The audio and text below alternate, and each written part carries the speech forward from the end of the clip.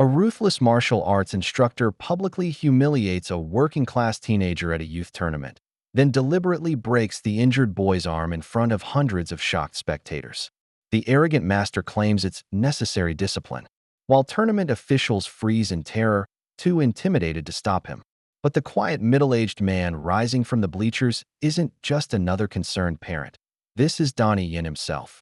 The brutal instructor has no idea he just tortured a child in front of a legendary warrior who spent decades perfecting the art of destroying bullies. While the teenager lies unconscious from pain and his parents scream in horror, the martial arts icon approaches with lethal precision. The sadistic master recognizes his worst nightmare and realizes his reign of terror just ended. Officials who enabled this monster suddenly remember what real martial arts looks like when practiced by a true master. The crowd holds its breath as two philosophies collide: brutal domination versus protective justice. What happens when you break a child's bones in front of the world's most dangerous protector? Will the instructor survive learning why legends become legends? What happened next would terrorize the bully's cowardly soul forever. Before we jump back and tell us where you're tuning in from, and if this story touches you, make sure you're subscribed, because tomorrow I've saved something extra special for you. The alarm clock's shrill cry cut through the pre-dawn darkness at exactly 6 a.m., but Marcus Riley was already awake. He'd been staring at the ceiling for the past hour, his stomach churning with equal parts excitement and terror.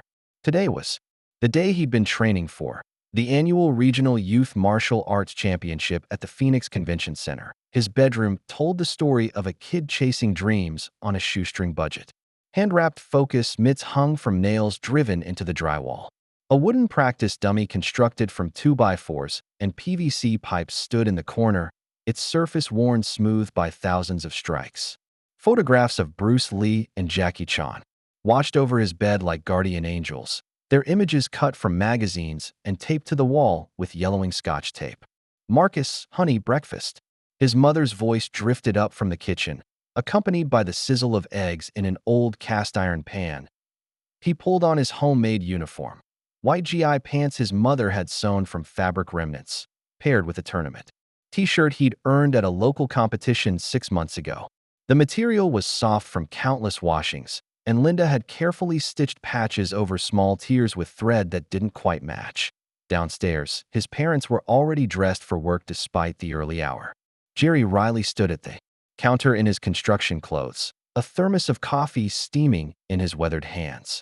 His mother bustled around the small kitchen in her diner uniform, the pink polyester dress she'd worn to the Sunrise Cafe for the past 3 years. "You ready for this, champ?" Jerry's voice carried the rough warmth of a man who'd spent his life working with his hands. A faded army tattoo peeked from beneath his rolled sleeve as he reached over to squeeze his son's shoulder. "I think so." Marcus tried to keep the nervousness out of his voice as he sat down to scrambled eggs and toast. The eggs were real, not the powdered kind they usually ate, and he knew his parents had splurged for this special morning. "You've been training hard," Linda said, setting a glass of orange juice beside his plate. "Remember what you learned in those videos. Stay calm, breathe deep, and show them what heart looks like." Marcus nodded, pushing eggs around his plate.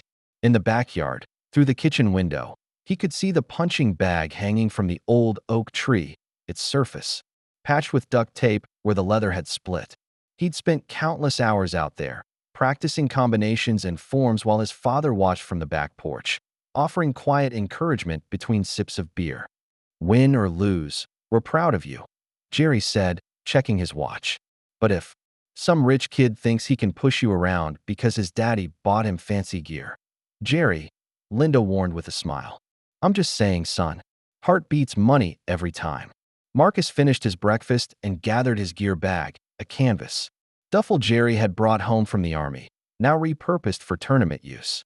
Inside were his worn sparring gloves, mouth guard, and shin pads that had seen better days but still did the job. Outside, the desert morning was crisp and clear, with the sun just beginning to paint the mountains in shades of gold and purple. They climbed into Jerry's pickup truck, a Ford that had seen 15 hard years of construction sites and weekend family trips.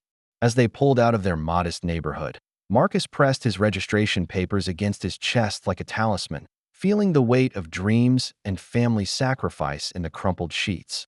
Chapter 2. The Phoenix Convention Center rose before them like a temple of competition, its glass and steel facade reflecting the morning sun in brilliant sheets of light.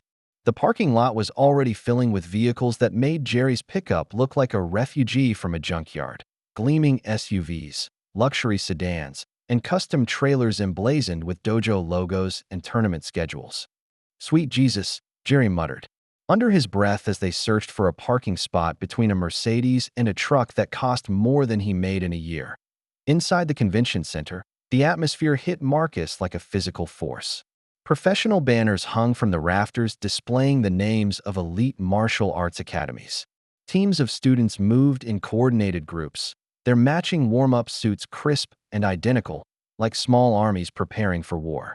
Parents clustered in expensive athletic wear, discussing private lessons and competition circuits with the casual confidence of people accustomed to buying success. Marcus felt his homemade uniform shrink against his skin, the sound of expensive gear being unpacked echoed throughout the vast space. The whisper of brand-new GI fabric, the snap of premium protective equipment, the rustle of equipment bags that probably cost more than Marcus's family spent on groceries in a month.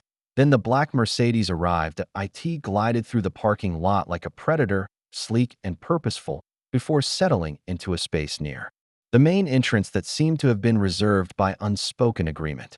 The Iron Dragon Academy had arrived. Master Vincent Kruger emerged first, and conversations seemed to quiet in his wake. He stood 6'2" in an immaculate black GI adorned with gold embroidery that caught the light with every movement. His silver hair was perfectly styled, and his cold blue eyes surveyed the competition with the dismissive gaze of a man accustomed to dominance. Multiple black belt stripes wrapped his waist like battle ribbons. Behind him came his students, moving with the synchronized precision of a military unit. At their head was Brad Hoffman, 17 years old and built like a linebacker who'd been sculpted by expensive personal trainers. His blonde hair was styled with casual perfection, and his blue eyes held the cruel confidence of someone who'd never faced real consequences for his actions. "Iron Dragon Academy," Linda whispered, reading the embroidered letters across Brad's warm-up jacket. "I've heard about them." Tournament officials materialized around Kruger like courtiers attending a king. They shook his hand with obvious deference, their voices dropping to respectful murmurs as they discussed bracket placements and scheduling. Even from across the vast space, Marcus could see the subtle nods and gestures that spoke of influence and favoritism. Other competitors and their families watched the Iron Dragon contingent with a mixture of awe and unease. Some parents pointed discreetly, whispering about Kruger's reputation and his students' dominant record. Others simply looked away, as if acknowledging their presence might somehow draw unwanted attention. "Remember what we talked about," Jerry said quietly, his hand finding Marcus's shoulder. "They put their pants on one leg at a time, just like you." But Marcus wasn't so sure. As he watched Brad demonstrate a combination for younger students, the movements were flawless and frighteningly aggressive. Every technique ended with excessive force. Every stance proclaimed ownership of whatever space he occupied. The opening ceremonies began with speeches about sportsmanship and martial arts traditions, but Marcus barely heard the words. He was too busy watching the way tournament officials' eyes kept drifting to Kruger, seeking approval or acknowledgement. The corruption wasn't hidden. It was simply so normalized that no one bothered to pretend otherwise. When the bracket announcements began, Marcus felt his stomach drop as his name was called alongside his first opponent. Tommy Valdez from Tucson, a smaller school, like his own independent training.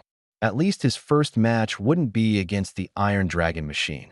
But as the brackets filled out on the large display board, Marcus could see the inevitable path forward.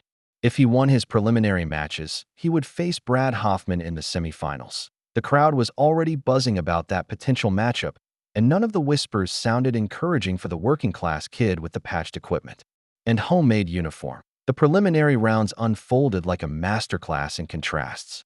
Marcus faced Tommy Valdez, a wiry kid from Tucson whose nervous energy matched his own. Their match was clean and respectful. Two young martial artists testing their skills without malice or ego. Marcus won by a narrow margin, his superior conditioning and technique carrying him through 3 hard-fought rounds. He bowed to his opponent and helped Tommy to his feet. Marcus felt the pure joy that had drawn him to martial arts in the first place. This was what competition should be, a test of skill and character, not a demonstration of dominance. But across the tournament floor, a different philosophy was on display. Brad Hoffman's preliminary matches were exercises in controlled brutality. His first opponent, a kid from Flagstaff named Danny Peters, started confidently, but quickly found himself overwhelmed by Brad's aggressive style. Every technique Brad threw carried just a little too much force. Every combination pushed the boundaries of what the rules allowed. When Danny attempted a leg sweep, Brad's counterattack drove an elbow toward the boy's ribs with vicious precision. The referee called a halt, but the damage was done. Danny was favoring his left side for the rest of the match. Accidental contact, the referee announced. But Marcus could see the smirk on Brad's face as he returned to his corner, where Kruger waited with cold approval. Danny's parents rushed to check on their son during the break, their faces tight with concern and growing anger. But when Danny's father approached the tournament officials, he was quickly dismissed with bureaucratic double talk about the nature of competition and acceptable risk. Marcus watched this exchange with growing unease. The referees seemed more concerned with maintaining the tournament's schedule than protecting the competitors. When Danny attempted to continue despite obvious pain, the referee allowed it. Despite the boy's visible difficulty breathing, Brad finished the match with a takedown that drove Danny hard into the mat, well beyond what was necessary to secure the victory. As Danny lay gasping, Brad stood over him with his arms raised in triumph, playing to the Iron Dragon supporters in the crowd. "That boy's gonna hurt someone," Jerry muttered, but his voice was lost in the applause from Brad's corner. Between matches, Marcus noticed other troubling patterns. Referees consistently gave Iron Dragon students the benefit of the doubt on close calls.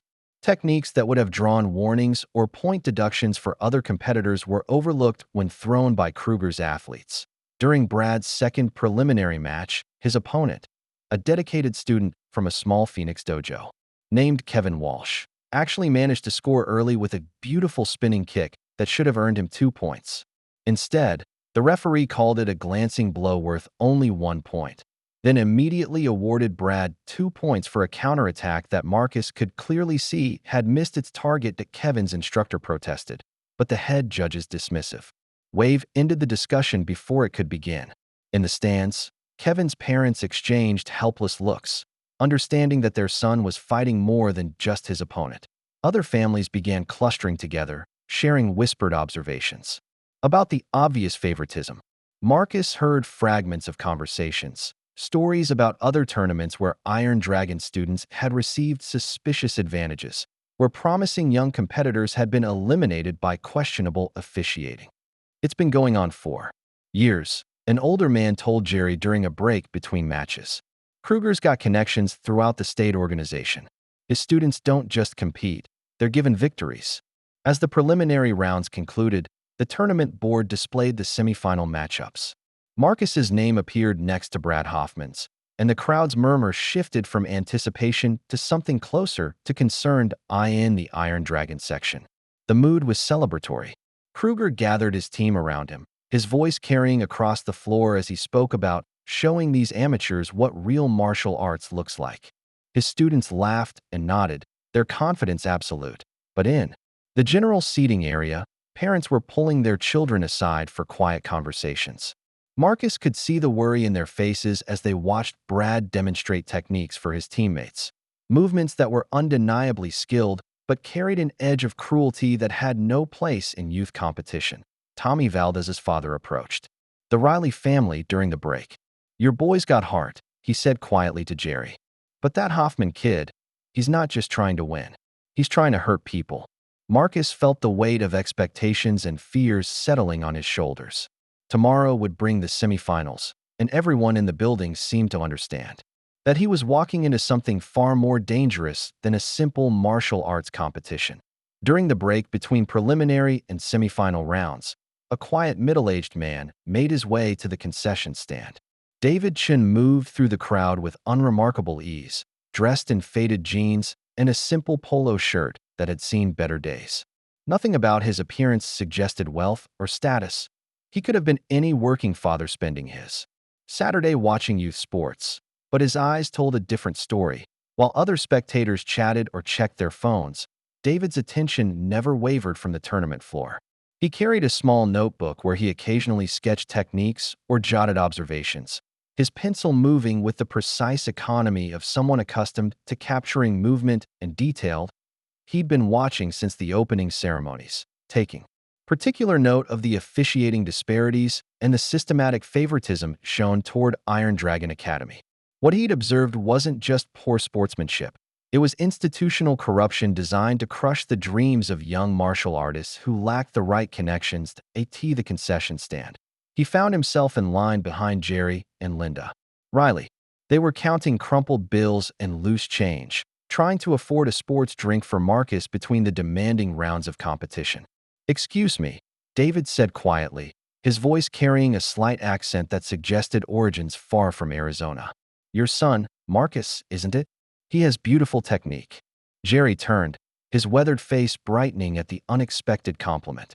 "Thank you. He's been training hard for this." "It shows," David replied, stepping forward to the counter. "3 sports drinks," he told the vendor, then turned back to the Rileys. "Please allow me. Any parent who raises a child with that kind of heart and discipline deserves support." "That's very kind, but," Linda began. "I insist," David said with a gentle smile that somehow made the gesture feel natural rather than charitable.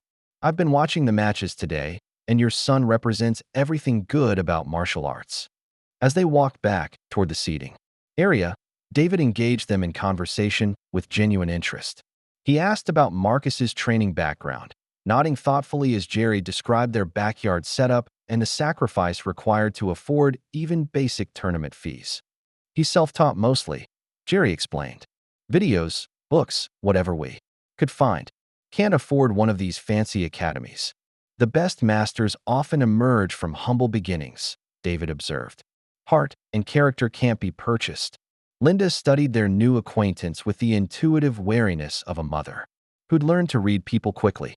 But something in David's demeanor, the respectful way he listened, the genuine warmth in his eyes when discussing Marcus, put her at ease. "Are you here with a competitor?" she asked. "No," David replied simply. "I just enjoy watching traditional martial arts. It reminds me of why I fell in love with these disciplines in the first place." "You train yourself?" "I have some experience," he said with characteristic understatement. "Spent time in Hong Kong years ago, worked in the entertainment industry.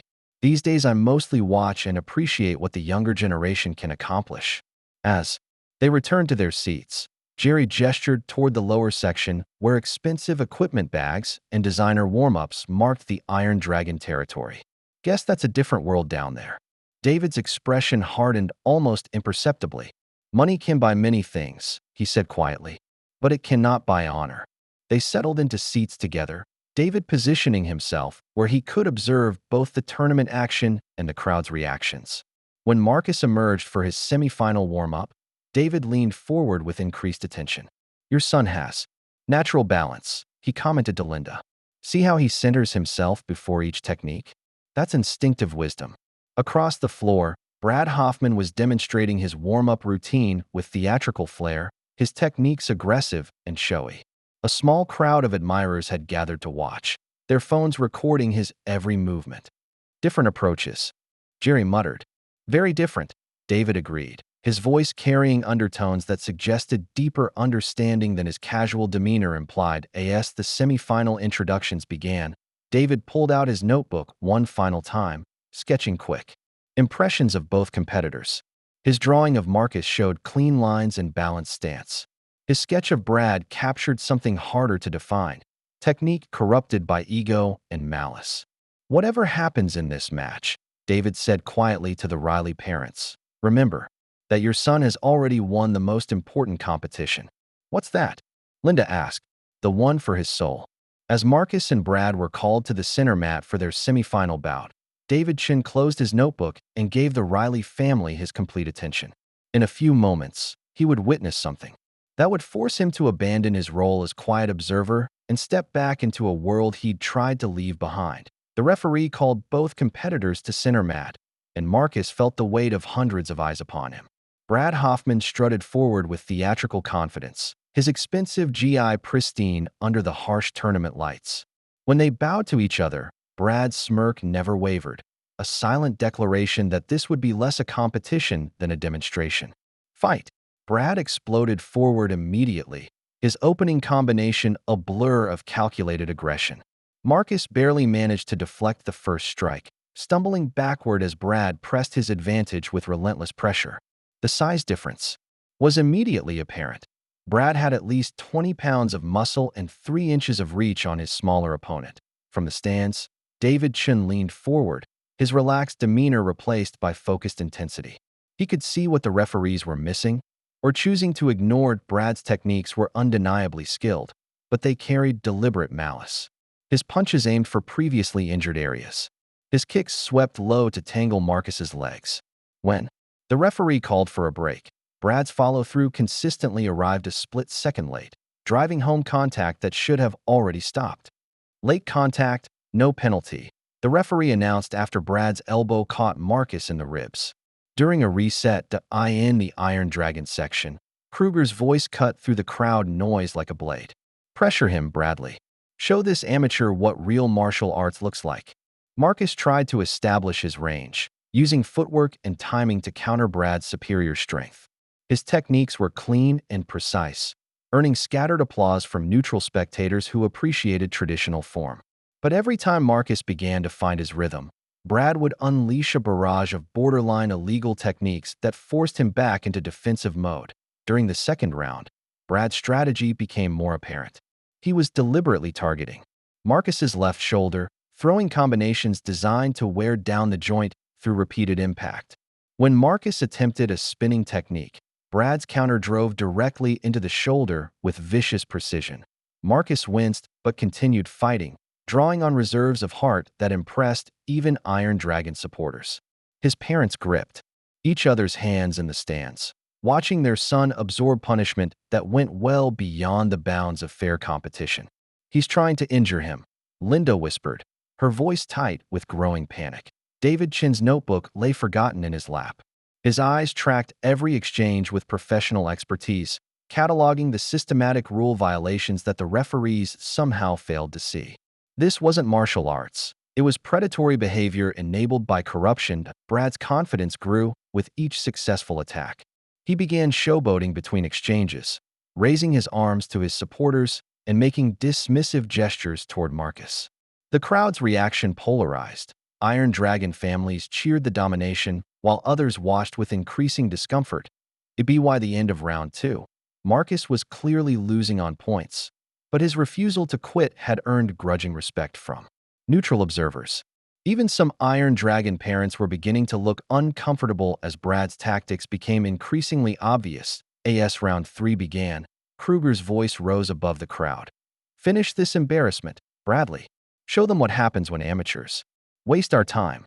Marcus straightened his shoulders and walked towards center mat, battered but unbroken. In the stands, David Chin set aside his notebook entirely and watched with the focused attention of a master craftsman observing a crucial moment. Round 3 erupted with Brad's most vicious assault yet. Frustration had replaced his earlier confidence, as Marcus's stubborn resilience began drawing crowd sympathy.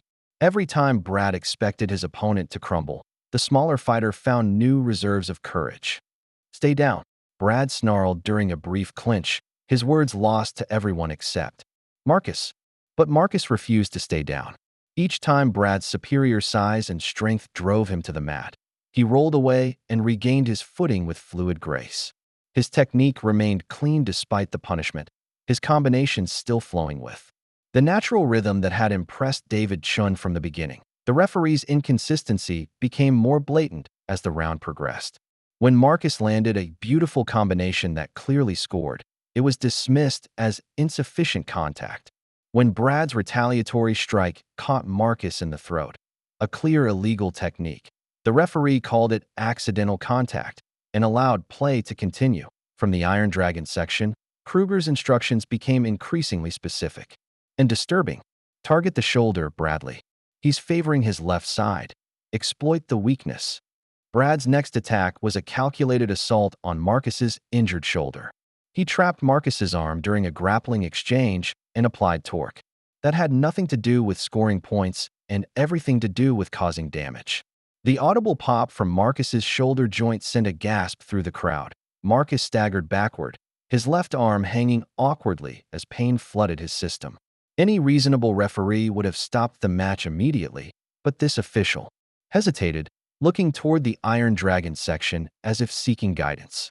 "I can continue," Marcus gasped, though his face was white with pain. Brad circled his wounded opponent like a predator, his earlier frustration transformed into cruel satisfaction. The crowd fell silent as everyone present understood they were witnessing something that transcended sport and entered the realm of systematic cruelty. David Chun was now sitting rigidly upright, his hands clenched into fists. In the seats beside him, Jerry Riley was halfway to his feet before Linda's restraining hand pulled him back down. "That's my boy," Jerry shouted toward the referee. "Stop the damn match." But the referee seemed paralyzed by indecision, clearly aware that stopping the match would displease powerful interests while allowing it to continue meant enabling obvious injury to a minor. Marcus attempted one desperate technique despite his damaged shoulder, a spinning kick that represented his last chance to change the match's momentum. But fighting with one arm left him completely vulnerable to Brad's counterattack. Brad's takedown was executed with unnecessary violence, driving Marcus to the mat and landing on top of him with his full weight.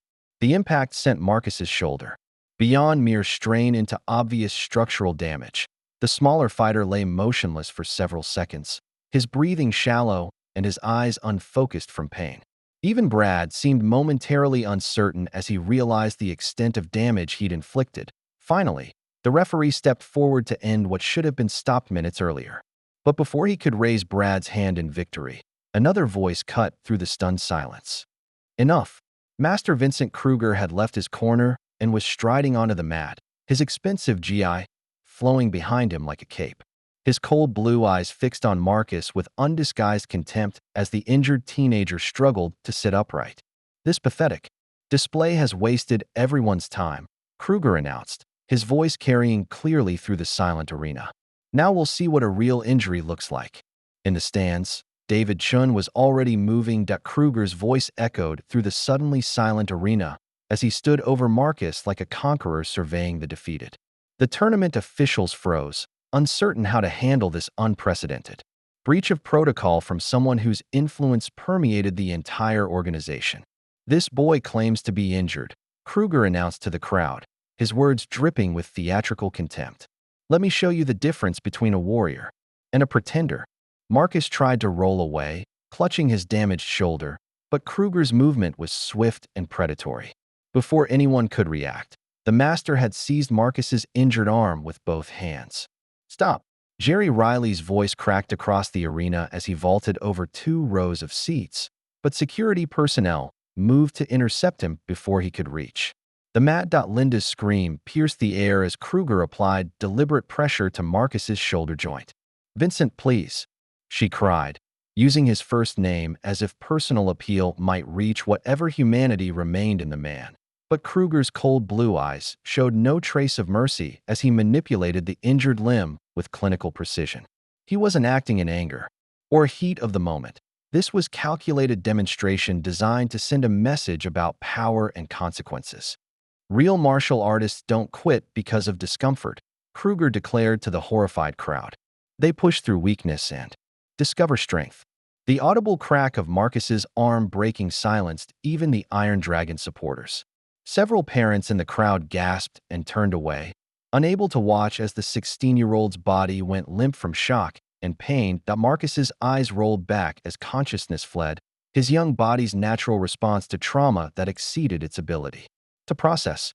He collapsed completely, his breathing shallow and rapid as his system began shutting down non-essential functions.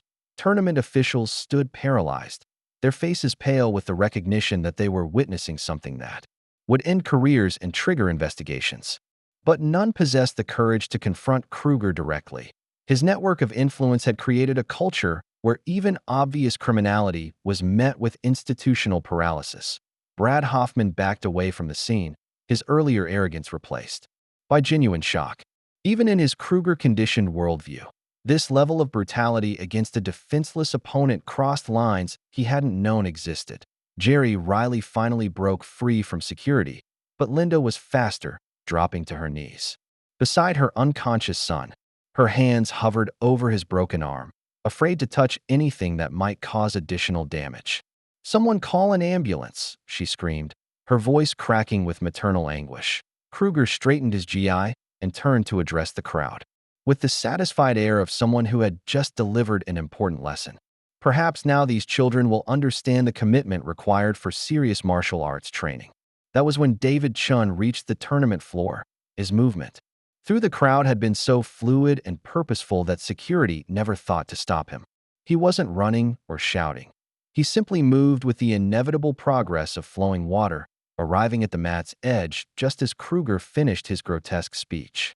"Step away from the boy," David said quietly, his voice carrying an authority that made even Kruger pause. The master turned to dismiss this interfering spectator, but something in David's posture and presence made him hesitate. For the first time since entering the arena, Vincent Kruger felt a flutter of uncertainty. "I said step away," David repeated, moving onto the mat with fluid grace. Around the arena, 300 people held their breath as two very different philosophies of martial arts prepared to meet. David Chun moved across the mat with such natural authority that even the paralyzed tournament officials instinctively stepped aside. His unremarkable appearance, faded jeans, and simple polo shirt seemed to transform as he approached Kruger, revealing the controlled power that had been hidden beneath his unassuming exterior. "And who exactly are you?" Kruger demanded, though something in his voice suggested he was beginning to suspect the answer. David knelt beside Marcus, his hands moving with professional competence as he checked the boy's pulse and breathing. "Someone who's seen enough," he replied quietly, then looked up at Linda Riley. "He's in shock, but he's stable. The paramedics will take good care of him." Rising to his full height, David faced Kruger directly. "My name is Donnie Yen." The announcement sent a ripple of recognition through the crowd. Even people unfamiliar with martial arts cinema knew that name.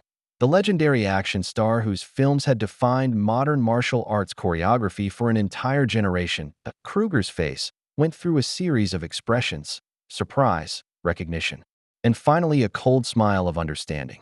Well, the famous Mr. Yen. I wondered when our paths might cross again."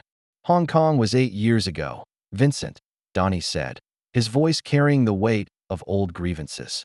"I'd hoped you might have learned something since then." "Oh, I learned plenty," Kruger replied, his confidence returning as he remembered his current position of power. "I learned that real success comes from results, not philosophy. I've built something here in Phoenix, something substantial and profitable." Around them, the crowd pressed closer, phones appearing to record this unprecedented confrontation. Tournament officials whispered urgently among themselves, unsure whether to call security or simply document whatever happened next. "You've built nothing," Donnie replied, gesturing toward Marcus's unconscious form. "You've corrupted everything martial arts represents, just like you did with Wei Lin." At the mention of that name, several people in the crowd exchanged glances. Wei Lin, the young Hong Kong actor whose career had ended when Kruger's reckless stunt work left him permanently injured. The incident that had gotten Kruger blacklisted from the film industry and forced his exile to America. "Ancient history," Kruger said dismissively. "That boy's injury was his own fault. Insufficient preparation for professional work. He was 19 years old." Donnie's voice carried a dangerous edge. "You destroyed his dreams because you valued your ego over his safety."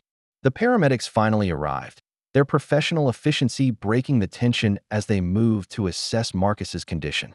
Donnie stepped back to give them room, but his eyes never left Kruger's face. Jerry and Linda Riley clustered around their son as the medical team prepared him for transport. Linda's hand found Donnie's arm in a gesture of desperate gratitude. "Thank you," she whispered through her tears. Kruger watched this exchange with undisguised contempt. How touching. The great Donnie Yen, reduced to playing hero for working-class nobodies. These nobodies have more honor in their smallest finger than you've developed in your entire life, Donnie replied, his control absolute despite the provocation. "Big words," Kruger said, straightening to his full imposing height. But this isn't Hong Kong, Mr. Yen. This is my territory, with my rules and my connections. You're just another fading action star with delusions of relevance. As the paramedics loaded Marcus onto the stretcher, Donnie placed a gentle hand on the boy's forehead. Rest now, he said quietly. This isn't over. Kruger's laugh was cold and confident. You're absolutely right about that. Welcome to Phoenix, old friend. I hope you enjoy your stay. As the ambulance pulled away with Marcus and his parents, Donnie stood alone on the mat, surrounded by hundreds of witnesses who had just seen the line drawn between two completely different visions of what martial arts could represent. The real fight was just beginning. The sterile hallway of Phoenix General Hospital felt like a world away from the tournament chaos as Donnie sat beside Jerry and Linda Riley in the surgical waiting room. Marcus had been in surgery for 3 hours, the doctors working to repair the complex fracture that Kruger's deliberate assault had caused. I keep thinking I should have done something, Jerry said for the 10th time, his calloused hands clenched into fists. Should have jumped that fence faster, should have. You did everything a father could do, Donnie interrupted gently. Vincent Kruger is my responsibility. Linda looked up from her coffee, her eyes red from crying but sharp with curiosity. You knew him before today? Donnie nodded, settling back in the uncomfortable plastic chair. 8 years ago in Hong Kong, I was working as fight choreographer on a martial arts film called Dragon's Legacy. Vincent was an American stuntman trying to break into the Asian market. He paused, gathering memories that still carried the weight of guilt and regret. There was a young actor named Wei Lin, barely 19, full of dreams about becoming the next Jackie Chan's sweet kid, worked twice as hard as anyone else just to prove he belonged. Jerry leaned forward, sensing the importance of what Donnie was sharing. Vincent was supposed to choreograph a simple fight sequence with Wei. Donnie continued. Nothing complicated, basic combinations that any trained stuntman could handle safely. But Vincent had his own ideas about how to make the scene more dramatic. The hospital's PA system crackled with routine announcements, but none of them heard it. Donnie's voice carried them back to a Hong Kong sound stage where ambition and recklessness had collided with devastating results. He changed the choreography without telling anyone, added throws and joint locks that Wei hadn't trained for. When I tried to intervene, Vincent insisted he knew what he was doing. Said American stunt work was more professional than our traditional methods. Linda's hand found Jerry's as they listened to the painful parallel with their son's experience. During the third take, Vincent executed a takedown that drove Wei into the ground with full force, the sound of his spine compressing. Donnie's voice faltered. Wei spent 6 months in rehabilitation. His martial arts career was over before it really began. What happened to Kruger? Jerry asked. I had him blacklisted from every major studio in Hong Kong. But he had connections, money, lawyers who claimed the injury was an occupational hazard. He left Asia before any criminal charges could be filed. The waiting room fell silent except for the distant sounds of hospital life. Nurses walking purposefully down corridors, the soft chime of elevators, the muffled conversations of other families facing their own crises. I should have done more, Donnie said quietly. Should have made sure he couldn't hurt anyone else. Instead, I let him disappear, and now he hurt our boy, Linda finished, but her voice carried understanding rather than accusation. Dr. Sarah Martinez emerged from the surgical wing, still wearing scrubs, her expression cautiously optimistic. The surgery went well. We've repaired the fracture with plates and screws. Marcus should regain full function, but recovery will take months. As relief flooded through the Riley family, Donnie made a silent promise. This time, he wouldn't let Vincent Kruger simply disappear into a new city to destroy other young lives. This time, he would finish what should have been settled. 8 years ago, 3 days after the tournament, Donnie met with Rita Morales at a quiet coffee shop in downtown Phoenix. The private investigator had been Jerry Riley's suggestion, a former police detective who'd left the force rather than participate in the corruption that protected people like Vincent Kruger. Rita was a compact woman in her mid-40s with graying dark hair and the alert eyes of someone who'd spent years reading people's lies. She spread a manila folder across the small table between them, its contents representing 2 weeks of intensive investigation. Your instincts were right, she said without preamble. Kruger's operation goes way beyond bad teaching. The first document showed Iron Dragon Academy's tax filings, revealing revenues that seemed impossibly high for a local martial arts school. He's pulling in over $3 million annually from a facility that should barely break six figures. Donnie studied the numbers with growing concern. Where's the money coming from? Multiple sources, all dirty. Rita pulled out a second set of papers. He charges premium rates for elite training.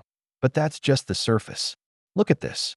She showed him photographs taken with a telephoto lens. Expensive cars in the Iron Dragon parking lot. Well-dressed adults entering through a rear entrance. During evening hours when no regular classes were scheduled. Private sessions, Donnie asked. Invitation-only events he calls intensive training seminars. But according to my sources, they're underground fights. Real money changes hands. We're talking five-figure bets on matches between kids as young as 14. The revelation hit Donnie like a physical blow. Children fighting for adult entertainment. Gets worse. Rita produced medical records from 3 different Phoenix hospitals. Pattern of suspicious injuries among Iron Dragon students over the past 3 years. Broken bones, torn ligaments, concussions, all explained as training accidents. Donnie examined the files, his expression growing darker with each page.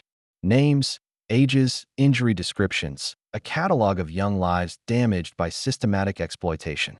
Tommy Valdez's older brother Miguel, Rita continued, pointing to one record.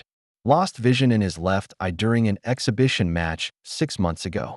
Family was told he slipped during regular sparring. And the parents don't report it. They're scared.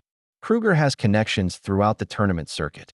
Cross him, and your kid gets blacklisted from every legitimate competition in the Southwest. For families who've invested years and thousands of dollars in their children's martial arts careers, that's devastating. Rita showed him photographs of tournament officials at various Iron Dragon events. The same referees who'd ignored Brad's illegal techniques during Marcus's match. He owns them. Donations to their organizations, sponsorships of their events, jobs for their family members. What about law enforcement? Mixed results. Rita's expression soured. Some cops are clean and want to help, but others. She produced photos of Phoenix police officers attending the underground fights as spectators. Hard to investigate crimes when the investigators are part of the audience. Donnie set down the files, overwhelmed by the scope of corruption they revealed. This wasn't just about one bad instructor. It was an entire system designed to exploit children and their families' dreams. There's more, Rita said quietly. Sarah Kim's 15-year-old cousin needed reconstructive facial surgery after a sparring accident last month. Danny Peters' family is facing bankruptcy from medical bills after their son's tournament injury.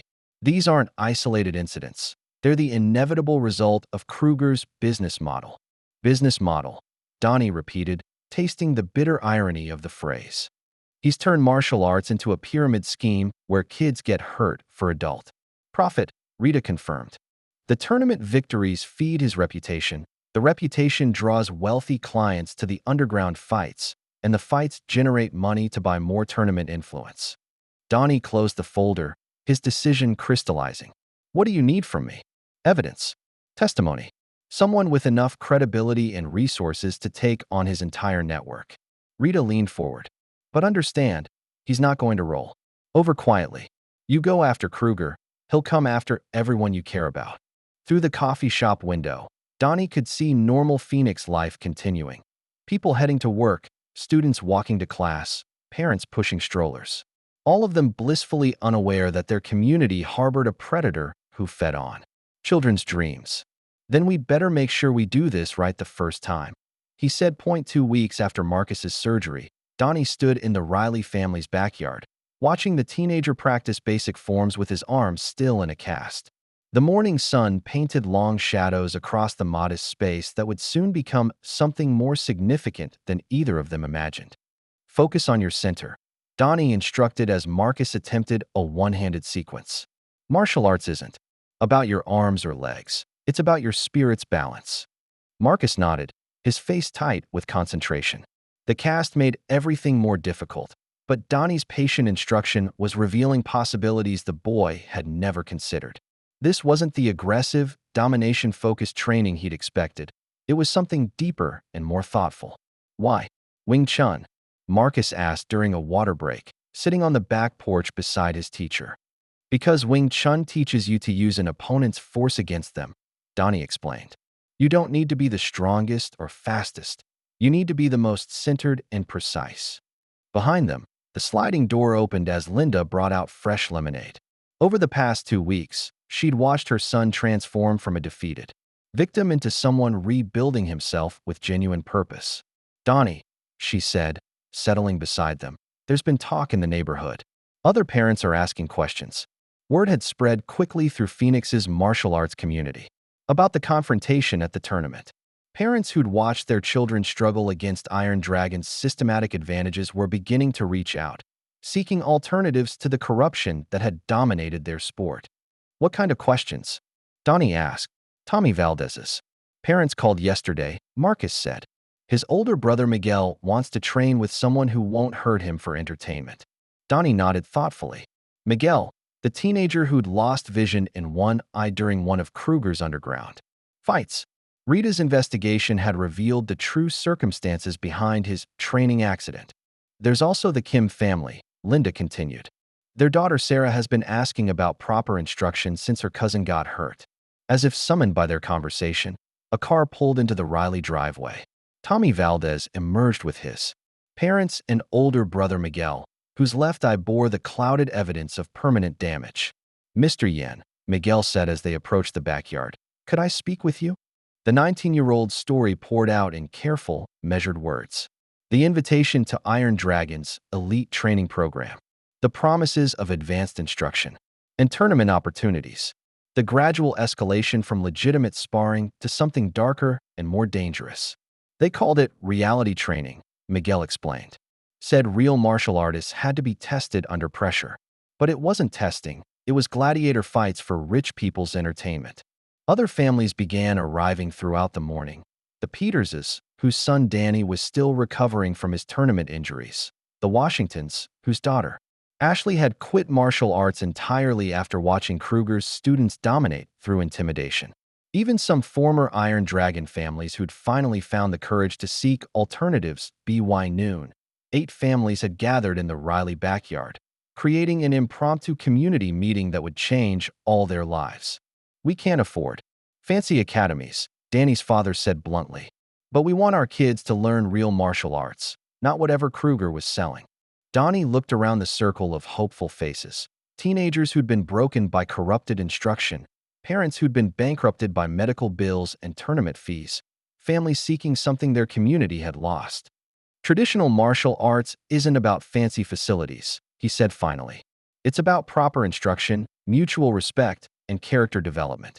We can start here, in this backyard, and build something authentic. Marcus stood up, his cast prominent in the afternoon light.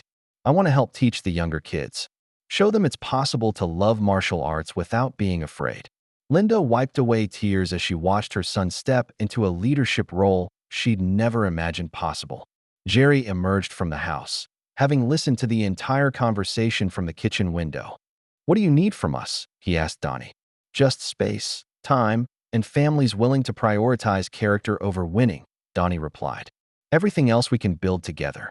As the impromptu meeting continued into the afternoon, none of them noticed the black sedan that drove slowly past the Riley house, its occupant photographing license plates and faces with professional thoroughness. Vincent Kruger was already planning his response. Rita Morales' investigation had uncovered the underground fighting operation, but accessing it required more than surveillance photographs and financial records. She needed someone on the inside. Someone with legitimate martial arts credentials who could infiltrate Kruger's inner circle without raising suspicion. The opportunity came through Detective Frank Castellanos, one of the few Phoenix cops Rita trusted completely. Frank had been building his own case against Kruger's operation, frustrated by the political protection that surrounded Iron Dragon Academy. There's a fighter named Carlos Mendoza, Frank explained during their clandestine meeting in a downtown parking garage. Former Golden Gloves boxer, did some MMA before a knee injury ended his professional career. He's been recruited for Kruger's underground events. Rita studied the file Frank provided. Carlos was 24, Mexican-American, from a working-class family not unlike the Rileys. His boxing background was legitimate, his financial situation desperate enough to make Kruger's offers attractive. He approached me last week, Frank continued. Said he'd been invited to participate in private training sessions that paid cash under the table. When I started asking questions, he got nervous and admitted he suspected something illegal was happening. Will he cooperate? He's got a younger sister in high school. Wants to keep her away from people like Kruger. If we can guarantee his family's safety and help with his legal issues, he'll wear a wire. The plan they developed was elegant in its simplicity. Carlos would attend the next underground event as a fighter, documenting everything with hidden recording equipment. Rita would position surveillance teams outside the venue, while Frank coordinated with federal agents who specialized in organized crime involving minors. But when Rita shared the plan with Donnie, his response was immediate and non-negotiable. I'm going in with him. Absolutely not, Rita replied. You're too recognizable, and if Kruger spots you, he won't spot me if I'm not there as Donnie Yen, he interrupted. I've spent decades changing my appearance for different roles. Hair, makeup, posture, I can become someone else. The argument continued for an hour, with Rita pointing out the obvious risks and Donnie calmly dismantling each objection. Finally, he played his trump card. These kids are being hurt because adults who should protect them are too afraid or corrupt to act. Carlos is brave enough to risk his safety for children he's never met. How can I do less? 3 days later, Carlos introduced his cousin, David Martinez, to the Iron Dragon Academy's backdoor entrance. David was shorter than Donnie Yen, grayer, with a pronounced limp from an old construction injury and hands that showed evidence of hard labor rather than martial arts training. The transformation was complete enough to fool even Rita when she saw him during their final equipment check. Hidden recording devices were sewn into his clothing, backup transmitters concealed in his shoes, and emergency GPS trackers placed where they'd survive even if the obvious equipment was discovered. The underground venue was an abandoned warehouse in an industrial district, its interior transformed into a makeshift arena. Expensive cars filled the parking lot. BMWs, Mercedes, Lexus vehicles belonging to spectators who could afford to bet five-figure amounts on children beating each other unconscious. Inside, Donnie felt sick as he observed the crowd. These weren't martial arts enthusiasts or even legitimate fight fans.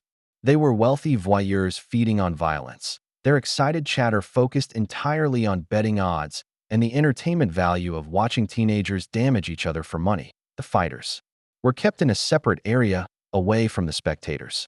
Most were between 16 and 19, their faces showing the hollow-eyed desperation of young people who'd run out of legal options for supporting their families. First time? Asked a kid who couldn't have been older than 17, his face bearing fresh bruises from recent matches. Yeah, Donnie replied in David Martinez's rougher voice. My cousin says the money's good. Money's great if you win and don't get too hurt, the teenager confirmed. But they don't stop fights quick here. You keep going until someone can't continue. As Donnie absorbed this casual description of child endangerment, Vincent Kruger entered the fighter staging area. The master moved among his recruited gladiators like a general inspecting troops, his expensive suit and gold jewelry marking him as the obvious beneficiary of their sacrifice. When Kruger's eyes swept over David Martinez, they showed no recognition, just the calculating assessment of livestock being evaluated for profitability. The real horror was about to begin. 3 weeks into Donnie's backyard training program, Vincent Kruger's retaliation began with surgical precision. It started with Jerry Riley receiving a phone call at 6:30 a.m. from his construction foreman. Sorry, Jerry, but we're letting you go. Company's downsizing, and with your recent absences. The foreman's voice trailed off, unable to meet Jerry's eyes even over the phone. Jerry had missed exactly 2 days of work, both to be with Marcus during his surgery and initial recovery. In 15 years with Morrison Construction, he'd never missed a deadline or failed to show up for overtime. But Morrison Construction had just landed their biggest contract in years, renovating 3 Iron Dragon Academy locations. The pattern repeated throughout the week with methodical cruelty. Linda's hours at the Sunrise Cafe were cut from full-time to 3 shifts per week. When she asked her manager why, He mumbled something about customer complaints that everyone knew were fabricated. Tommy Valdez's father lost his job at a shipping company after 20 years of reliable service. Sarah Kim's mother found her small business suddenly facing health department inspections and zoning violations that had never existed before. Ashley Washington's family received an anonymous tip to child services claiming neglect, triggering an invasive investigation that found nothing but left everyone shaken. It's coordinated, Rita Morales confirmed during an emergency meeting at the Riley house.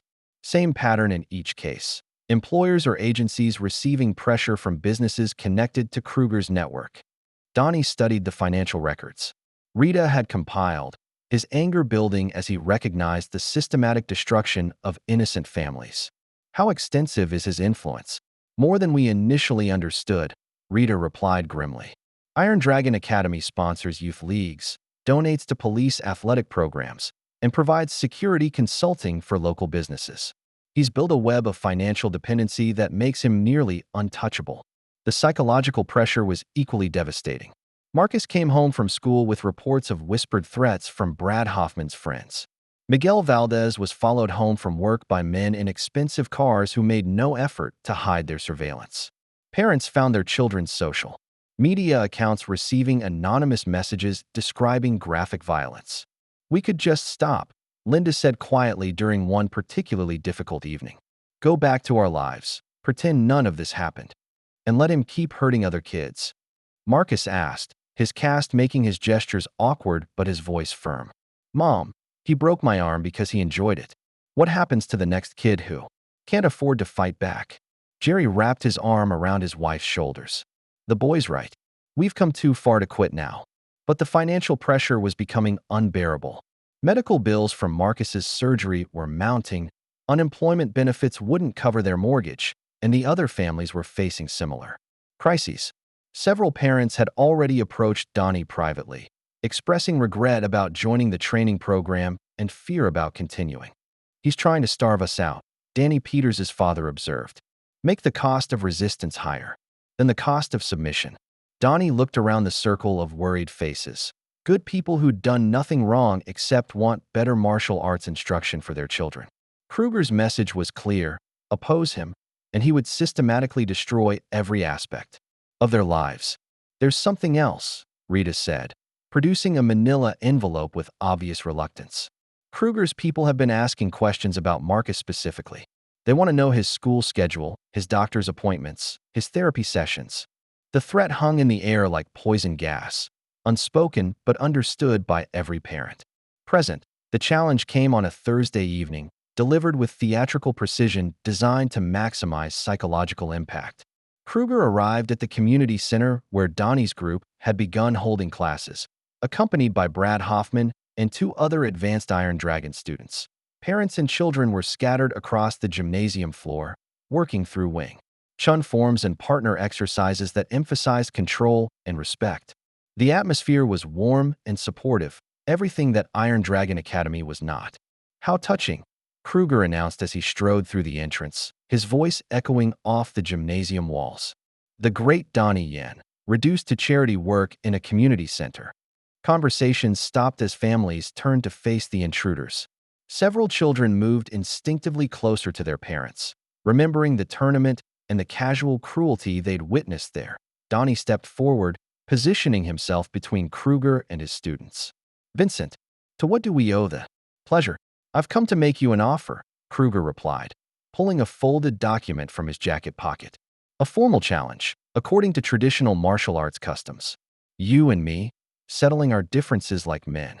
He handed the document to Donnie with a theatrical flourish. The challenge was written in formal language, referencing ancient codes of honor while describing thoroughly modern stakes.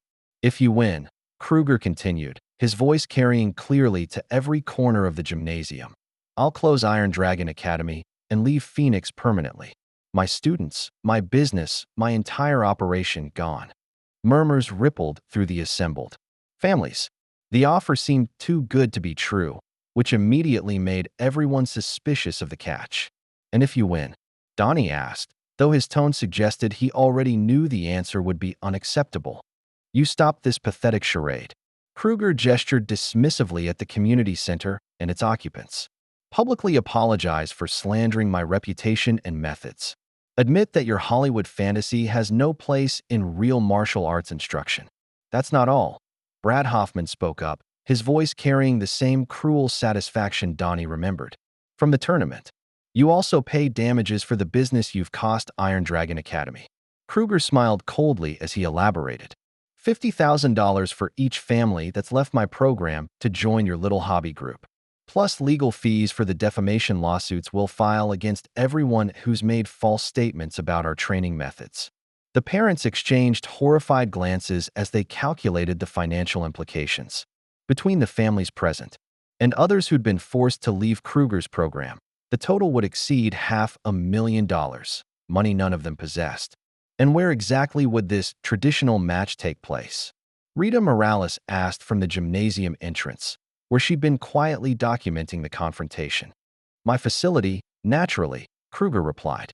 Next Saturday evening, during one of our intensive training seminars. Proper witnesses, legitimate martial arts environment. Donnie recognized the trap immediately. Kruger's intensive training seminars were the underground fights Rita had been investigating. Fighting there would mean walking into a venue filled with Kruger's supporters, corrupt officials, and wealthy spectators who viewed violence as entertainment. I need time to consider, Donnie said carefully. Of course you do. Kruger's voice dripped with mock sympathy. Take all the time you need, but understand that my offer expires at midnight tonight. After that, we'll handle our disagreements through the courts and the marketplace. Marcus stepped forward despite his parents' restraining hands. Mr. Yen doesn't need to prove anything to you. Everyone here saw what you did to me. Kruger's cold blue eyes fixed on the teenager with undisguised malice. Such a brave boy. I do hope nothing unfortunate happens to interrupt his recovery. The threat was subtle but unmistakable.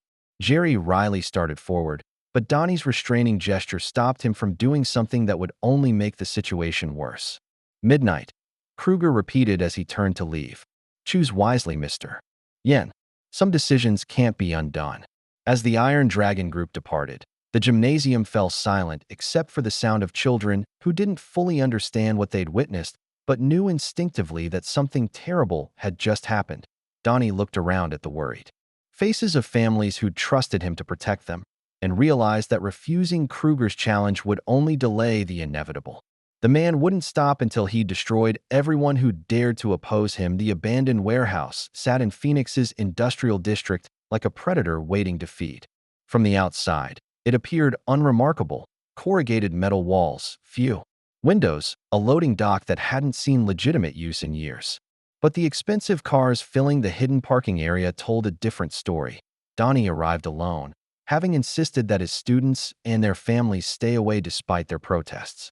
Rita Morales was positioned across the street with surveillance equipment, while Detective Castellanos coordinated with federal agents who'd finally agreed to investigate the underground fighting operation.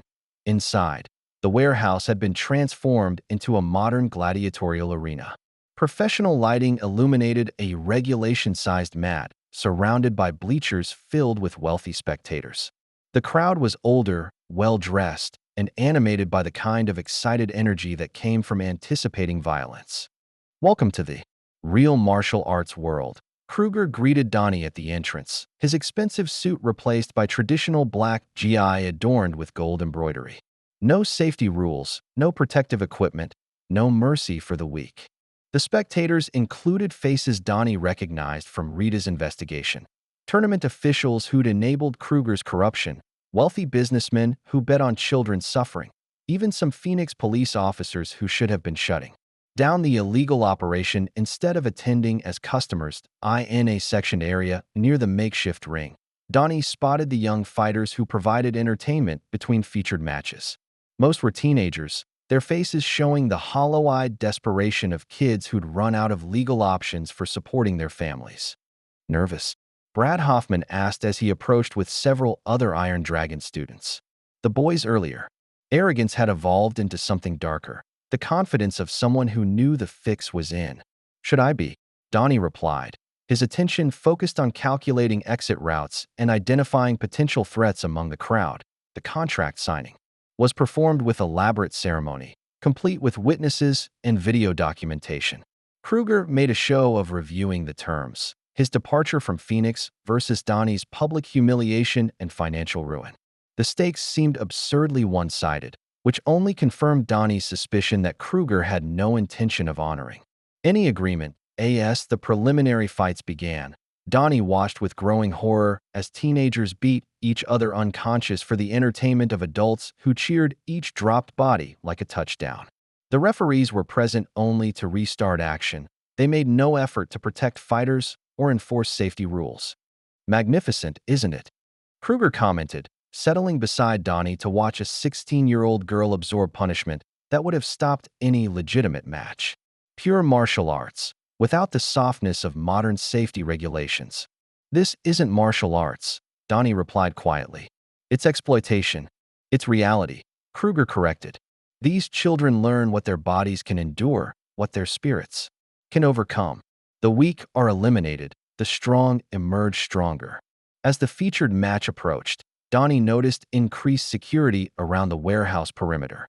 Kruger's associates had positioned themselves strategically throughout the crowd, their attention focused not on the ring but on the exits and the small section where Donnie's supporters had secretly gathered. Marcus was there despite strict instructions to stay home, his cast prominent in the dim lighting. Tommy and Miguel Valdez flanked him, along with Sarah Kim and several other students who'd refused to abandon their teacher. Rita's surveillance had missed their arrival because they'd entered through a maintenance tunnel the teenagers had discovered during their reconnaissance. "You brought your little army," Kruger observed with satisfaction. "How convenient. They'll have front row seats for your humiliation." As Donnie entered the makeshift ring, he realized the true scope of Kruger's trap. This wasn't just about winning a fight.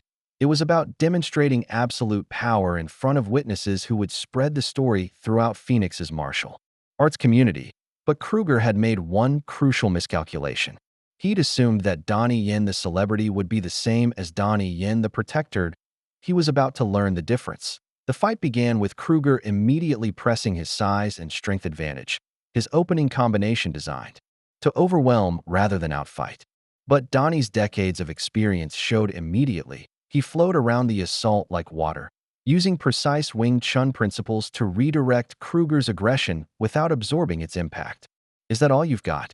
Kruger taunted between exchanges, but his breathing was already becoming labored while Donnie remained centered and calm. The crowd's initial excitement for their champion began shifting to unease as they watched their investment in corruption being systematically dismantled by superior technique. Donnie's movements were economical and precise. Every block created an opening. Every counterattack served multiple purposes. When Kruger attempted a brutal takedown, designed to drive Donnie into the concrete floor, the legendary martial artist simply wasn't there. Instead, Kruger found himself redirected into the mat with enough force to rattle his teeth, while Donnie remained standing with barely accelerated breathing. "You've gotten soft, Vincent," Donnie observed as Kruger struggled back to his feet. "Too much time corrupting children, not enough time training yourself." The truth of those words became evident as the fight continued. Kruger's techniques were strong but sloppy, relying on intimidation and size rather than true martial arts mastery. Against children or inexperienced opponents, his approach was devastatingly effective.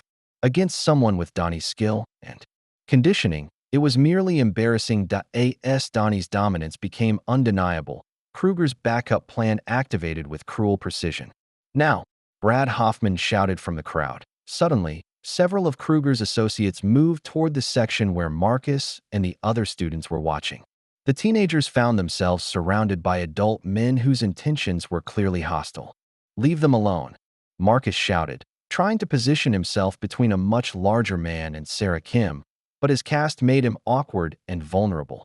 Donnie saw the threat developing and faced an impossible choice: continue fighting and likely win against Kruger, but allow children to be hurt, or protect the students and forfeit the match along with everything they'd worked to build. For Donnie Yen, there was no choice at all that he abandoned his dominant position in the ring and moved toward the threatened students with the fluid speed that had made him legendary. His intervention scattered Kruger's associates, but it also meant automatically forfeiting the formal challenge. Protecting the children again. Kruger called out, his voice carrying clearly over the confused crowd. How noble! How utterly predictable!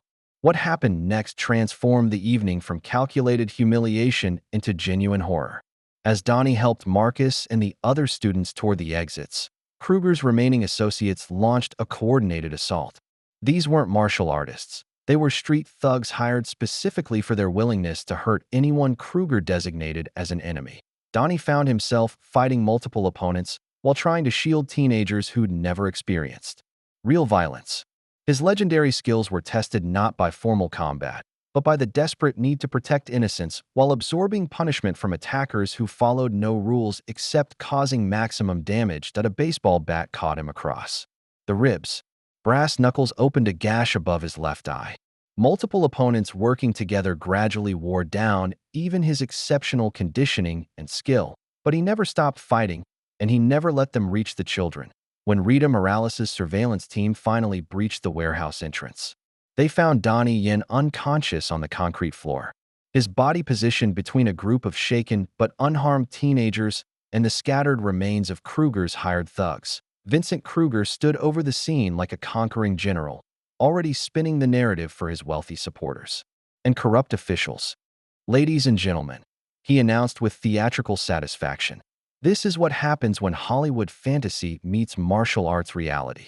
As the ambulance carried Donnie away, Marcus Riley sat in the back holding his teacher's hand, making promises that a 16-year-old should never have to make. The real war was just beginning. The intensive care unit at Phoenix General Hospital felt like a tomb of machines and muted conversations. Donnie lay unconscious, his face swollen beyond recognition, connected to monitors that tracked the rhythm of a body fighting to heal itself. Broken ribs, severe concussion, internal bleeding. The medical team worked around the clock to stabilize the damage from Kruger's coordinated assault. Marcus sat in the bedside chair, his cast a stark reminder of how this nightmare had begun. His parents flanked him, while Rita Morales paced the hallway outside, coordinating with Detective Castellanos and fielding calls from reporters who'd gotten wind of the story. This is my fault, Marcus whispered for the 100th time, his voice barely audible above the mechanical beeping of life support equipment. No, honey, Linda said firmly, her hand resting on her son's shoulder. This is Vincent Kruger's fault. All of it. But the guilt wasn't Marcus's alone. Jerry Riley stood at the window, his reflection ghost-like in the glass, wondering if he should have fought harder to keep his son away from the warehouse. Other parents from their training group had come and gone throughout the day, each carrying their own burden of responsibility for their teacher's condition. Outside the hospital, Kruger's victory was already being weaponized. Local news reports described the incident as a disagreement between martial arts instructors that escalated beyond control. Kruger himself appeared on Phoenix Morning Live, portraying himself as the victim of a celebrity's ego-driven vendetta. Mr. Yen challenged our traditional training methods, Kruger explained to the sympathetic interviewer, his expensive suit and calm demeanor projecting authority and reasonableness. When he couldn't compete at our level, he resorted to disrupting a private training session. Unfortunately, he was injured during the resulting altercation. The narrative was carefully crafted to avoid mentioning the underground fights, the injured children, or the systematic corruption that had prompted Donnie's involvement. Instead, it painted a picture of an aging action star whose Hollywood ego had collided with reality. More devastating was the impact on the families who trusted Donnie's leadership. Danny Peters' parents pulled out of the training program immediately, too frightened by the escalation to continue. Ashley Washington's family relocated to Tucson, unwilling to risk further retaliation. Even some of the most committed families began questioning whether the fight was worth the cost. Maybe we should just accept that this is how things work here, Tommy Valdez's mother said during a hushed conversation outside Donnie's room. Maybe trying to change things just makes them worse. Miguel Valdez, his damaged eye a permanent reminder of Kruger's cruelty, shook his head firmly. If we quit now, he wins completely. Every kid who gets hurt after this is on us. But Miguel was only 19, and his determination couldn't pay the medical bills or replace the jobs that Kruger's influence had cost their families. The systematic financial pressure was achieving its intended goal, forcing good people to choose between principle and survival. Rita emerged from the hallway, her phone finally silent after hours of constant calls. Her expression carried the weight of law enforcement bureaucracy and political obstruction. "The warehouse has been cleaned out," she reported grimly.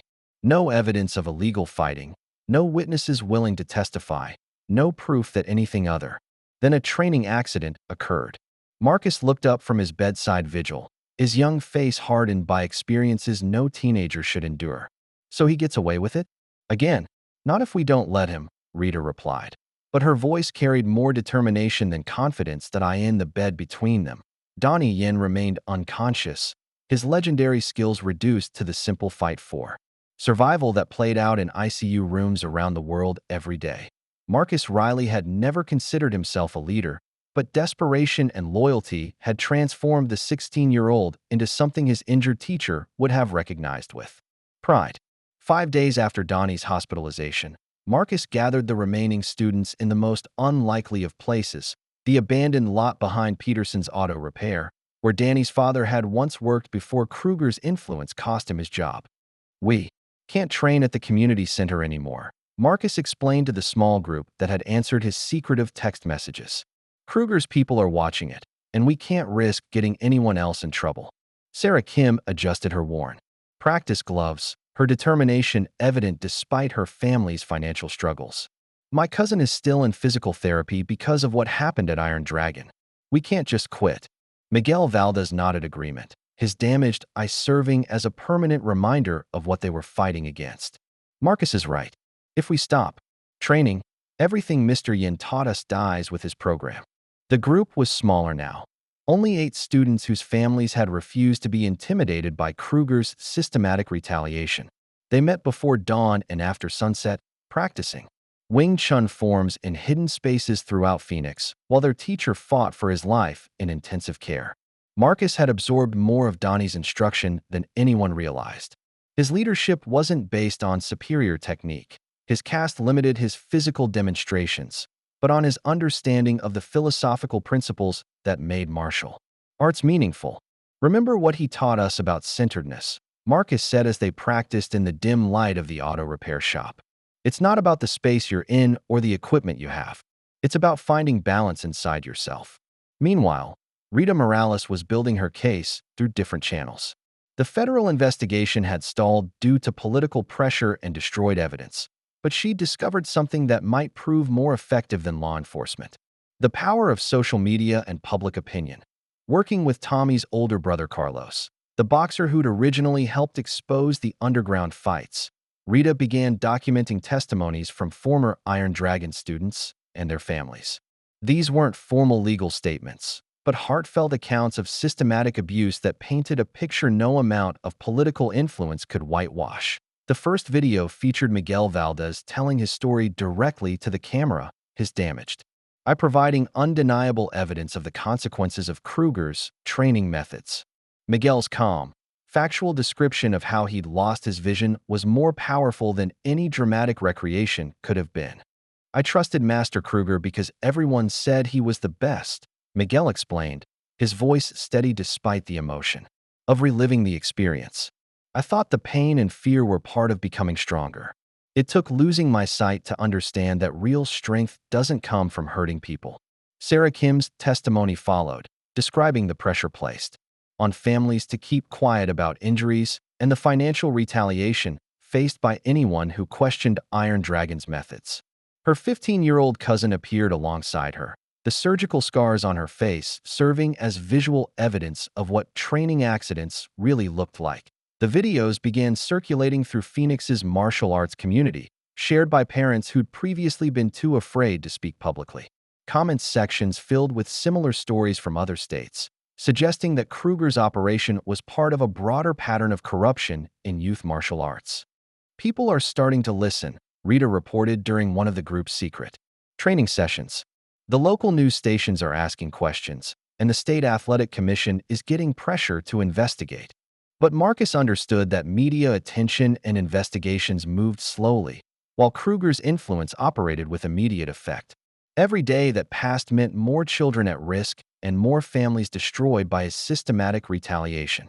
"We need more than exposure," Marcus told the group as they concluded their evening practice. We need to give people hope that things can actually change. Looking around at his fellow students, teenagers who'd chosen courage over safety, principle over convenience, Marcus began formulating a plan that would have made his hospitalized teacher proud. The breakthrough came from an unexpected source, Maria Santos, an investigative reporter for the Phoenix Herald who'd been following the story since Marcus's tournament injury. Unlike the television journalists who'd accepted Kruger's carefully crafted narrative, Santos had spent weeks digging into Iron Dragon Academy's financial records and tournament connections. Her first article, published on a quiet Tuesday morning, carried the headline, Underground Fights: How Phoenix Youth Become Gladiators for Adult Entertainment. The piece methodically documented the systematic corruption that Rita's investigation had uncovered, but presented it with the credibility and reach that only established journalism could provide. The article included financial documents showing Iron Dragon's impossible revenue streams, medical records revealing patterns of suspicious injuries, and testimony from former students whose families had finally found the courage to speak publicly. Most damaging was a photograph taken during one of the underground events, clearly showing wealthy adults placing bets while teenagers fought in the background. Holy shit, Detective Castellanos muttered as he read the article in the hospital waiting room where he'd come to check on Donnie's condition. Santos got access to records we couldn't touch. Rita smiled grimly from her chair beside Marcus. Amazing what happens when you approach victims as a journalist instead of a cop. People trust reporters more than they trust law enforcement these days. The article's impact was immediate and devastating. The Arizona Athletic Commission announced a formal investigation within hours of publication. The Phoenix Police Department, embarrassed by their officers' presence at illegal events, launched an internal affairs inquiry. Most importantly, parents throughout the Southwest began questioning the culture that had allowed such exploitation to flourish. But Kruger's response was swift and predictable. By noon, Iron Dragon Academy's high-powered legal team had issued cease and desist orders to the Herald, claiming defamation and demanding retractions. Private investigators appeared at Maria Santos's home and workplace, photographing her movements and interviewing her neighbors. He's trying to intimidate the press now, Rita observed as she coordinated security for the reporter who'd finally broken their story into mainstream attention. The real validation came 2 days later when Santos's follow-up article appeared. The System That Protects Predators: How Tournament Officials Enable Abuse.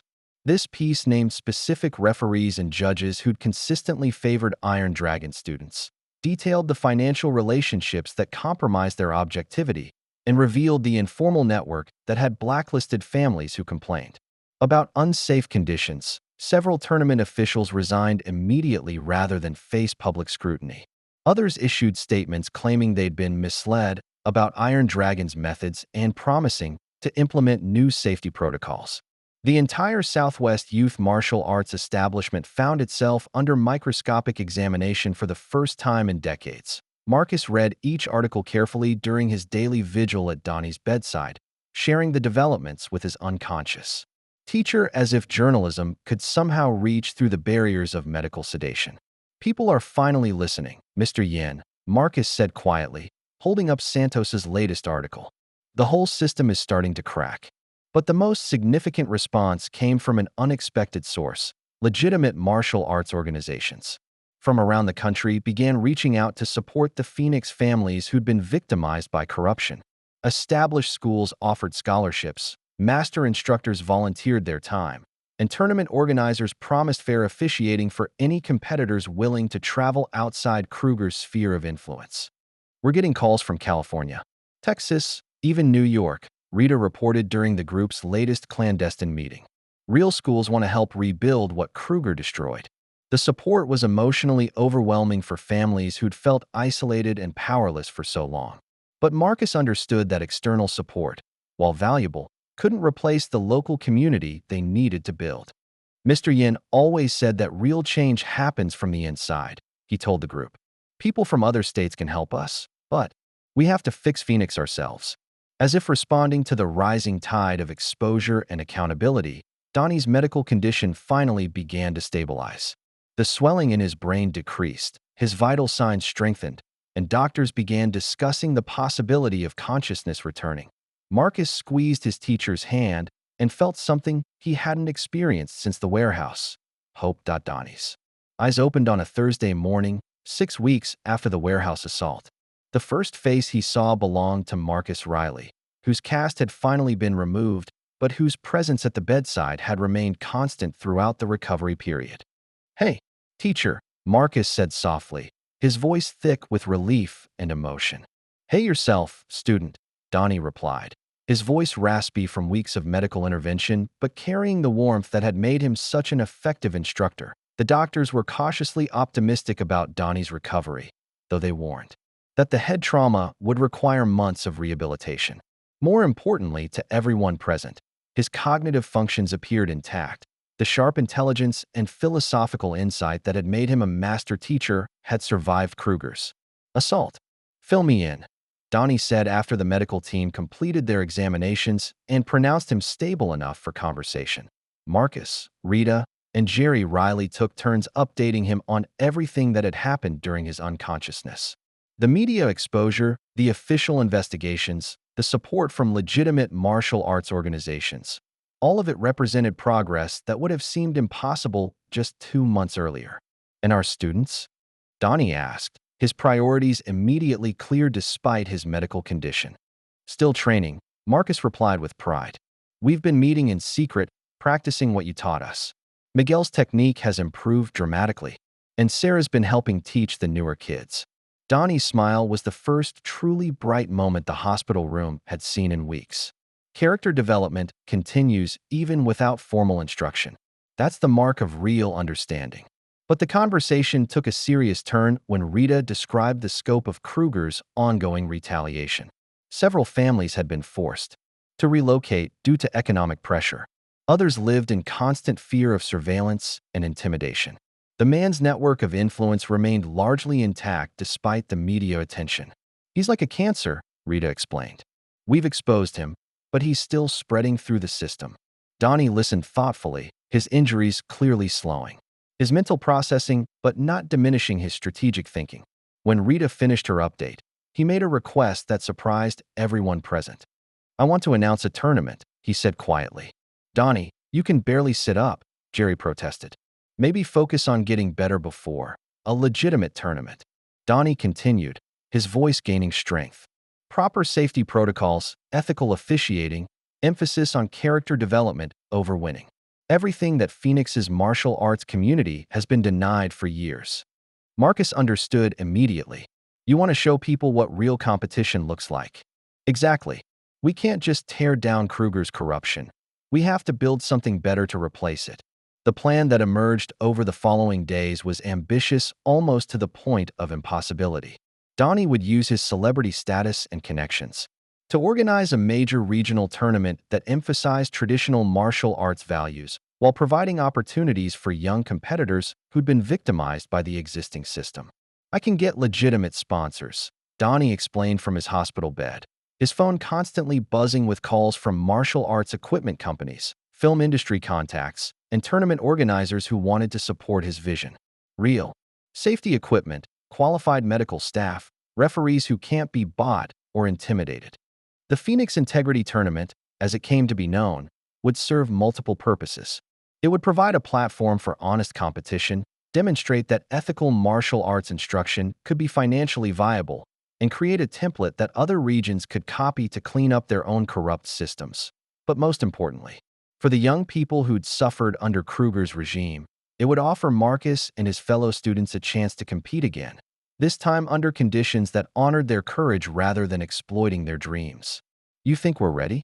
Sarah Kim asked during the group's next training session, held in the Riley backyard while Donnie continued his hospital recovery. Marcus looked around at his fellow students, teenagers who'd been broken by corruption, but had found strength in each other and in principles their teacher had shown them. "Mr. Yen says readiness isn't about perfect technique. It's about perfect heart." As news of the tournament spread throughout the martial arts community, applications began arriving from across the Southwest. Young competitors whose families had been waiting years for an alternative to the corruption that had dominated their sport. Vincent Kruger's monopoly on Phoenix martial arts was about to face its first real challenge. The Phoenix Integrity Tournament transformed the convention center into something unprecedented in the region's martial arts history. Professional medical staff flanked every competition mat. Referees wore body cameras to ensure accountability. Most importantly, the atmosphere celebrated traditional values over aggressive domination. Marcus Riley stood at the edge of the warm-up area, his fully healed arm moving through familiar Wing Chun forms. 6 months earlier, he'd been a working-class kid with impossible dreams. Now he was the tournament's symbolic centerpiece, proof that character could triumph over corruption. Donnie watched from the elevated judges' table, his recovery remarkable, but incomplete. The legendary martial artist moved carefully, his injuries still evident, but his eyes held the focused intensity that had made him a master teacher. This tournament represented everything he'd fought to restore in Phoenix's martial arts community. Nervous? Sarah Kim asked as she joined Marcus's warm-up routine. Excited, Marcus corrected, his technique flowing with precision that would have been impossible under his original self-taught methods. This is what competition should feel like. Across the floor, competitors from throughout the Southwest demonstrated the diversity that ethical martial arts could nurture. Students from small-town dojos mixed with urban academy teams. Economic backgrounds varied dramatically, but everyone shared the common bond of seeking honest competition. The most significant absence was also the most noticeable presence. Iron Dragon Academy's usual dominance of regional tournaments had evaporated under legal scrutiny and public exposure. Kruger's network of corrupt officials had been replaced by certified referees from national organizations, but not everyone from Iron Dragon's past had disappeared. Brad Hoffman approached the check-in table with obvious nervousness, his previous arrogance replaced by something approaching humility. The 17-year-old who'd once terrorized opponents now carried himself like someone seeking redemption rather than victory. "I know I don't deserve to be here," Brad said quietly to the registration official, "but I want to learn what real martial arts feels like." Marcus overheard the exchange and felt a complex mixture of emotions. Brad represented everything that had been wrong with Phoenix's martial arts culture, but he also represented the possibility that even the most corrupted students could choose a better path. When the tournament brackets were announced, Marcus discovered he would face Brad in the semifinals, a rematch that carried symbolic weight far beyond normal competition. This time, however, they would compete under rules that protected both participants while celebrating genuine skill. The crowd included faces Marcus recognized from his journey. Miguel Valdez cheering from the stands despite his permanent injury. Rita Morales documenting the event for her ongoing investigation. Even some former Iron Dragon parents who'd found the courage to support ethical competition. AS opening ceremonies began with speeches about respect and character development. Marcus felt the pure joy that had drawn him to martial arts returning. This was what Donnie had fought to preserve. The tournament's semifinals arrived with Marcus facing Brad Hoffman in a rematch that had the entire convention center holding its breath. Unlike their previous encounter, this match would unfold under legitimate rules with honest officiating and medical support. Brad bowed properly this time, his eyes meeting Marcus's with respect rather than contempt. "I'm sorry," he said quietly during the traditional pre-match ritual. "For everything." Marcus nodded acknowledgement, though forgiveness remained complicated. Brad's transformation seemed genuine, but the memories of deliberate cruelty and systematic intimidation couldn't be erased by a simple apology. The fight itself demonstrated how dramatically both competitors had evolved. Brad's technique remained strong, but the vicious edge that had characterized his Iron Dragon training was gone. He fought with controlled aggression that respected his opponent while testing his own skills. That Marcus's improvement was even more remarkable. Donnie's patient instruction had transformed raw talent into sophisticated technique. His Wing Chun principles allowed him to redirect Brad's superior size and strength, turning the larger fighter's advantages into opportunities for precise counterattacks. Most importantly, both teenagers competed with genuine sportsmanship. When Brad landed a clean technique, Marcus acknowledged it with a respectful nod. When Marcus scored with a beautiful combination, Brad stepped back and bowed slightly in appreciation of superior execution. The crowd's reaction reflected the transformation of Phoenix's martial arts culture. Instead of cheering for dominance and destruction, spectators applauded technical excellence and respectful competition. Parents who'd spent years watching their children absorb systematic abuse finally saw what healthy martial arts instruction could produce. From his position at the judges' table, Donnie observed the match with deep satisfaction. Both fighters embodied everything he'd tried to teach.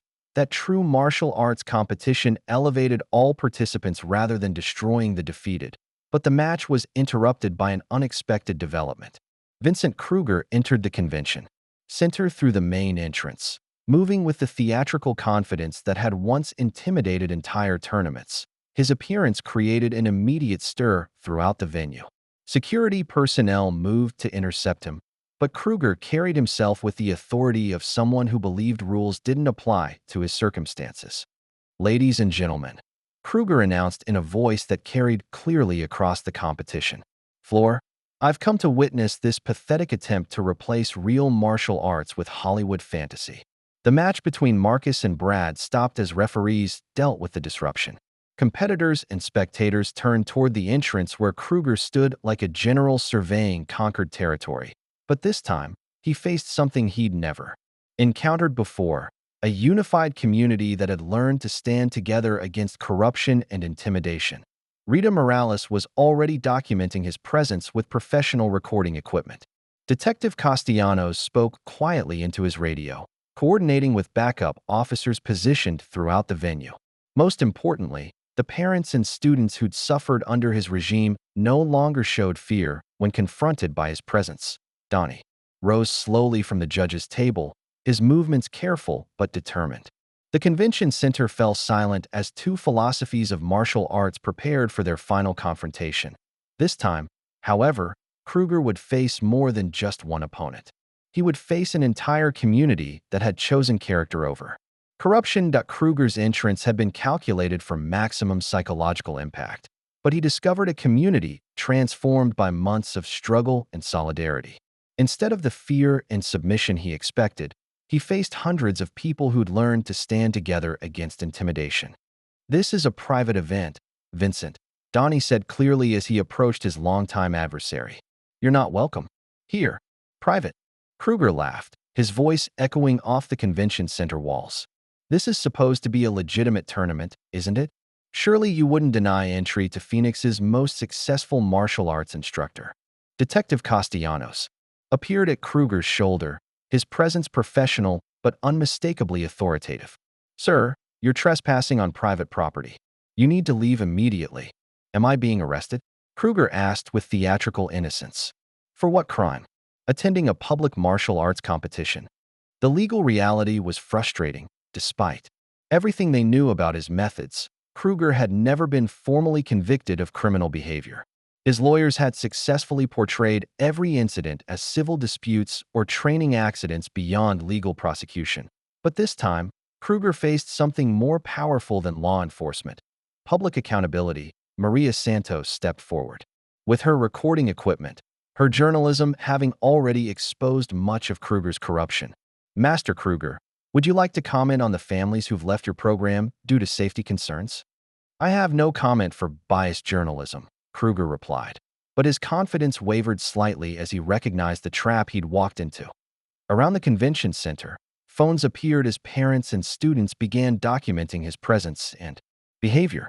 Unlike his previous intimidation tactics, this confrontation was being recorded by dozens of witnesses and broadcast live through social media. Marcus stepped forward from the competition area, still wearing his tournament gear, but moving with the quiet authority Donnie had taught him. "You're not going to hurt anyone else here." "Brave words from a boy whose arm I broke like a twig," Kruger replied, but the cruel satisfaction that had once characterized his voice was missing. "That arm healed," Marcus said quietly, "but the character you tried to break got stronger." The crowd pressed closer, forming a protective circle around their young spokesman. These weren't frightened individuals anymore. They were a community united by shared struggle and common values. Kruger attempted his familiar intimidation tactics, but they fell flat against organized resistance. When he threatened legal action, Rita Morales calmly listed the criminal charges currently under investigation. When he claimed institutional support, Detective Castellanos noted the officials who'd already resigned or been suspended. Most devastatingly, when he tried to assert his authority as a master instructor, former Iron Dragon students spoke up to describe their experiences under his training methods. "I lost my vision because of your character building," Miguel Valdez said, his damaged. "I providing undeniable evidence of Kruger's methods. My daughter needed reconstructive surgery after your accident," Sarah Kim's mother added, her voice carrying the accumulated pain of months of fear and medical bills. Faced with unified opposition and public documentation of his behavior, Kruger's theatrical confidence finally cracked. The man who'd once controlled Phoenix's entire martial arts establishment found himself isolated and irrelevant. "This isn't over," he warned as security personnel escorted him toward the exit. "Yes, it is," Donnie replied with finality. "Your time here is finished." As Kruger disappeared through the convention center doors, the community he'd tried to destroy returned to celebrating what they'd built together. 6 months later, the Phoenix Center for Traditional Martial Arts occupied a converted warehouse in the same industrial district where Kruger's underground fights had once terrorized young competitors. The transformation was complete, from exploitation to education, from corruption to character development. Marcus Riley, now 17, and wearing the brown belt Donnie had awarded him for technical skill and leadership qualities, helped demonstrate proper sparring technique to a group of new students. His movements flowed with the precision and control that months of patient instruction had developed. "Remember," Marcus told the younger students, his voice carrying the authority that came from surviving real tests of character, "martial arts isn't about defeating opponents. It's about improving yourself while respecting others." In the corner office, Donnie reviewed applications from prospective students while monitoring the afternoon classes through large windows that ensured complete transparency. His recovery had been remarkable. The physical injuries had healed, and his teaching had evolved to incorporate the hard-won wisdom that came from confronting systematic corruption. 3 more applications from former Iron Dragon families, Rita Morales reported as she entered with the day's mail. Her investigation had officially concluded with Kruger's conviction on multiple charges, but she continued supporting the center as a volunteer coordinator. The changes extended far beyond their individual program. The Phoenix Integrity Tournament had become an annual event that attracted competitors from across the nation. The Arizona Athletic Commission had implemented new safety protocols and oversight procedures. Most importantly, parents throughout the region had learned to demand ethical instruction for their children. Brad Hoffman appeared in the doorway, now 18 and working as a junior instructor while attending community college. His transformation, from cruel bully to dedicated teacher, represented everything the center stood for: the possibility of redemption through proper guidance and genuine commitment. "Miguel's here for his advanced class," Brad reported. His respect for the young man whose eye he'd helped damage evident in his careful attention to Miguel's training needs. Through the windows, Marcus could see Jerry Riley installing new equipment. In the training area, his father had found work with a construction company that valued integrity over connections, and the family's financial situation had stabilized with help from the scholarship fund Donnie had established. Linda emerged from the small kitchen area carrying fresh water bottles for the students, her smile reflecting the peace that came from knowing her son trained in an environment that prioritized his safety and character development over tournament victories. "Remember when we thought winning that first tournament was the most important thing in the world?" Marcus asked Donnie during a quiet moment between classes. "Winning still matters," Donnie replied, watching their students practice with focused dedication. "We just learned to define victory properly." Outside Phoenix's martial arts community continued evolving. Ethical schools had replaced corrupt programs. Honest officials had taken over tournament administration, and families no longer had to choose between their children's dreams and their safety. As the evening classes began, Marcus took his position as senior student instructor, ready to pass on the lessons that had cost so much to learn. In the corner, a small plaque honored Wei Lin and other young martial artists whose dreams had been destroyed by corruption, a reminder that their sacrifice had meaning only if it prevented future tragedies. The last light of desert sunset painted The training area in golden warmth as a new generation of students began learning that true martial arts mastery came from building character, not breaking opponents. If you like the story, please watch another story on our channel and subscribe to the channel